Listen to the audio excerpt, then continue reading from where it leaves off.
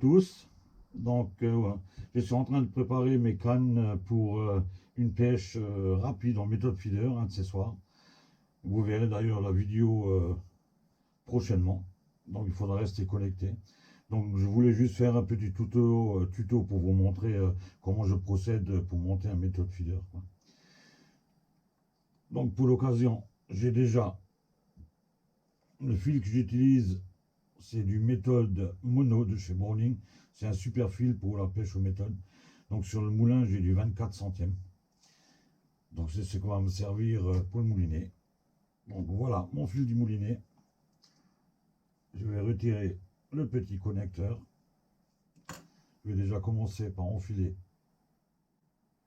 le petit sleeve en caoutchouc. Si j'arrive à le mettre dedans, bien sûr. Voilà. J'enfile mon méthode.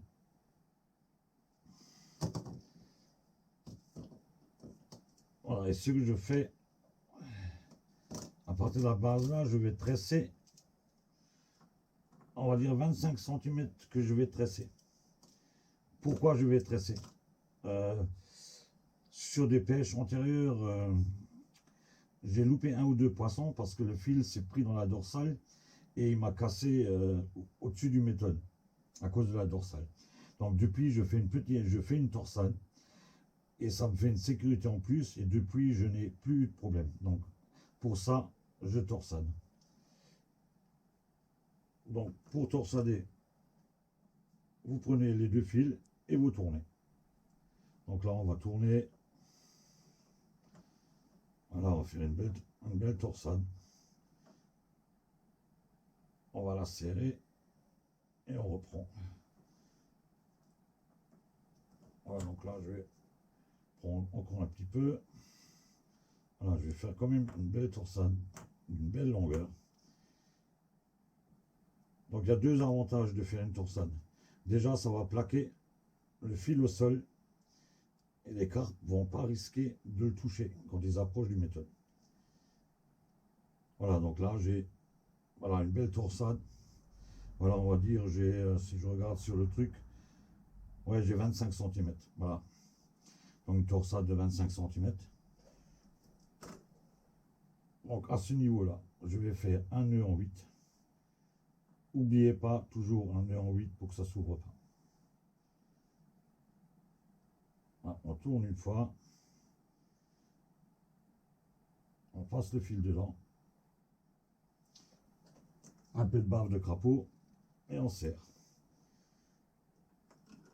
Donc là, je vais couper tout de suite l'excédent. Ça rend belle. Voilà, donc là, j'ai une belle torsade qui est faite. Donc la seule chose qui reste à faire, donc là, je vais mettre un connecteur qui est fourni avec le méthode.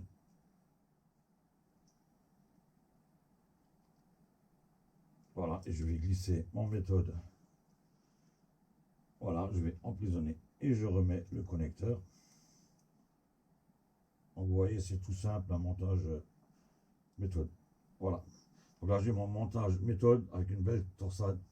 Donc ça fait un fil qui est doublé, qui est beaucoup plus rigide et qui restera plaqué sur le fond. Si c'est vraiment, je m'attaque à des gros poissons. Donc ce que je vais faire, c'est je vais remplacer le connecteur, je vais le remplacer par un émerillon. Mais ça sera exactement la même chose. J'ai des émerillons qui rentrent exactement dans ce logement et qui restent coincés également. Donc si c'est coincé parce que c'est autoferrant, ça m'évite de mettre un stop flotte. Mais sur certaines méthodes, il faudra mettre un stop flotte et on peut jouer avec. Voilà, moi j'aime bien ce système pour la pêche que je vais faire prochainement. Donc là, bien sûr, pas pris la canne, j'ai pris du fil.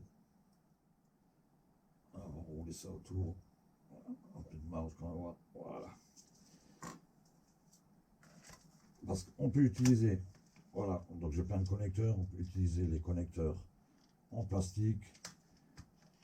Il y a des connecteurs de ce style-là, à changement rapide. Voilà, on peut mettre des agrafes, on peut mettre des émerillons. Voilà, il y a les connecteurs là aussi pour la méthode. Voilà, donc c'est une petite boîte que je m'en sers. Et là, j'ai les stop shots dedans. Voilà, et quelques embouts de rechange. Et voilà. Ça, c'est des boîtes qui sont prévues normalement pour ranger les médicaments, quoi. Mais moi, je m'en sers pour ça. Je trouve que c'est vraiment top. Ça prend plein de place. Je mets ça dans ma petite boîte pour la méthode. Voilà, un peu de fil pour changer sur le moulin au cas où. Donc maintenant, on va monter également un hameçon méthode. Donc je vais vous montrer comment je monte un hameçon. Donc vous voyez sur ma planche, j'ai un rivet ici et j'ai un clou où je vais couper la tête. Et je fais toujours en général des longueurs de 10 cm. Mais il m'arrive à faire des bas de ligne jusqu'à 20 cm. Ça dépend de la pêche. Mais on va dire 80%, ça sera des bas de ligne en 10 cm.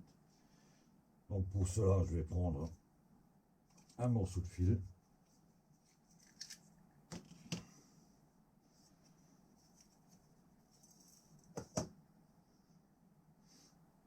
Voilà, donc la première chose que je vais faire, c'est enfiler une petite gaine silicone. Et vous verrez pourquoi. Et l'idéal, c'est d'enfiler un petit morceau de gaine. Et pour les hameçons que j'utilise, c'est du 0,3 mm qu'il me faut. Alors, j'ai coupé un morceau de gaine. J'espère que j'arrive juste à le mettre dedans sans passer sous ma loupe.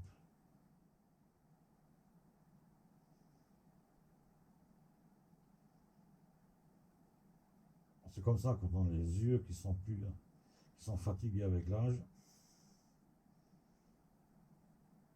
Donc même avec des lunettes,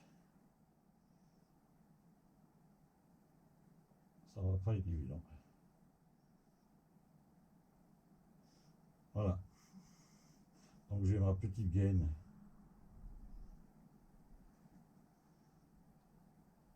qui est fixée.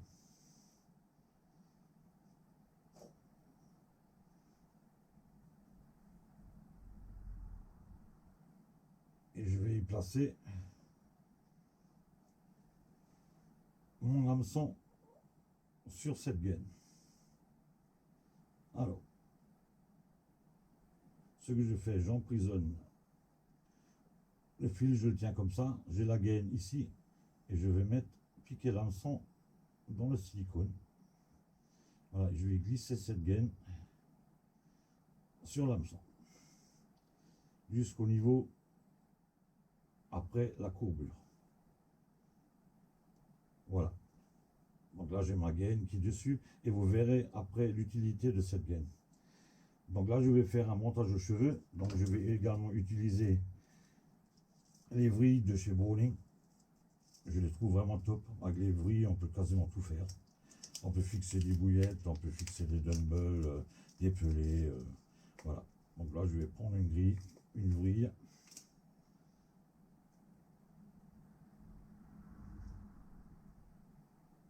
Je vais la mettre dans le fil. Pour la vidéo, je ne peux pas prendre la loupe parce que sinon vous voyez rien. Voilà. Donc là, pareil. Pour la vrille, je vais faire un nœud en 8. Hop, on tourne une fois. On passe la vrille. Ah oui, ça va mieux avec la loupe, c'est clair. Mais bon, on va y arriver pour la vidéo. Voilà. Donc ce que je vais faire, je vais prendre aussi l'aiguille. Je vais la mettre dans la dernière partie de la boucle. C'est pour avoir une boucle la plus petite possible.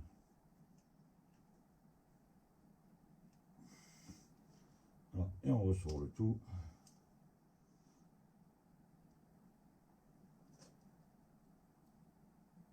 Voilà, je vais bien serrer, je vais couper l'excellent fil, bien sûr. Voilà, donc là j'ai ma vrille.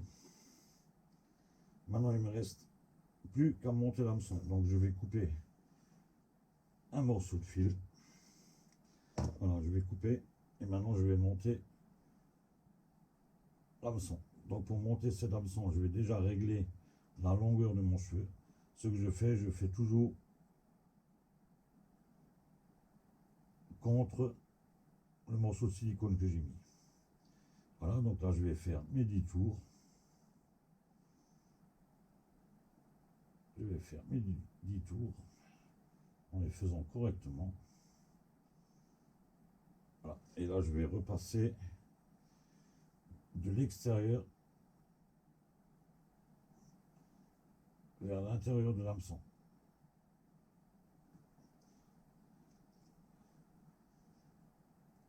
Voilà, donc là j'ai ma hameçon qui est monté avec une petite vrille. Je vais encore ôter pour que ça soit propre l'excédent de fil. J'ai coupé un peu trop. Voilà. Donc maintenant je vais définir ma longueur avec ça. Donc comment je procède? Donc là c'est tout simple. Je mets l'hameçon dans le rivet. Je tourne autour du clou. Je prends ma boucle. Je le sors. Voilà. Et là il ne faut plus lâcher la boucle. Là vous lâchez surtout plus. Donc vous mettez le doigt dedans et vous faites la boucle avec le loop tailleur. Voilà. N'oubliez pas de mouiller parce que ça empêche la carpe. Il faut vraiment que le fil ne chauffe pas pour ne pas avoir de point de rupture. Voilà. Donc là je coupe l'excédent. Bon, bien sûr là je vous ai monté un hameçon en direct, mais en général, voilà, les hameçons je le fais à l'avance. Donc maintenant on va mettre le bas de ligne dans le connecteur. Donc on va sortir le connecteur, on l'ouvre de l'autre sens, on va mettre le bas de ligne à l'intérieur. Il n'est pas assez ouvert, un petit peu, voilà. Je vais mettre, voilà, je referme au milieu, je viens mettre, et voilà, donc là j'ai un montage autoferrant, et si on le voit bien, l'hameçon avec une petite vrille. Donc là je vais vous mettre une petite bouillette après. Donc ça c'est des bouillettes qui sont déjà pré-percées, donc on peut utiliser un quick stop, voilà, léchage classique, mais moi avec la vrille, je m'occupe pas du trou, je perce dans le sens contraire. Voilà, donc là vous avez un cheveu parfaitement monté. Et l'avantage avec le silicone, ça vous fait pas que ça part dans ce sens là, parce que si vous ne mettez pas le silicone, à un moment donné ça va être comme ça, parce que le fil va former un angle à 90 degrés. Ça c'est inévitable à force de pêcher. Voilà, et avec le silicone, le cheveu il est toujours bien placé. Vous voyez, j'ai laissé une petite boucle et la bille elle est toujours libre. Donc si jamais je pêche avec un wafter, donc ça va être décollé comme ça, quoi. Voilà. Donc voilà pour la petite présentation du montage feeder et d'un hameçon méthode. Donc je vous dis à une prochaine fois et suivez-nous sur notre chaîne YouTube, le Moulin du Pêcheur. Il y aura bientôt une vidéo qui laisse à promettre, vous verrez par vous-même, une pêche rapide le soir aux méthodes feeder. Je vous dis ciao, à une prochaine fois les amis.